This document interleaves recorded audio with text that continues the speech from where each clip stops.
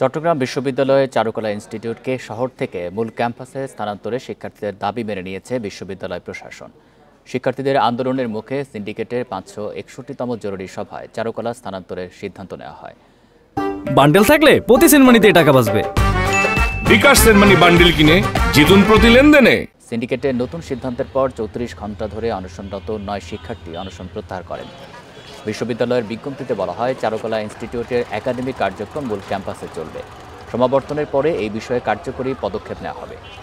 এছাড়া নগরে অবস্থিত চারুকলার স্থাপনাগুলো ইনস্টিটিউটে ছাত্রাবাসের কাজে ব্যবহৃত হবে। পাশাপাশি নতুন 4টি বিভাগ নিয়ে চারুকলা অনুষদ চালু করার প্রয়োজনীয় ব্যবস্থাও নেওয়া হবে। আওয়ামী লীগ সরকার পতনের পর শিক্ষার্থীদের দাবির মুখে চারুকলা ইনস্টিটিউট মূল ক্যাম্পাসে স্থানান্তরের সিদ্ধান্ত হয়।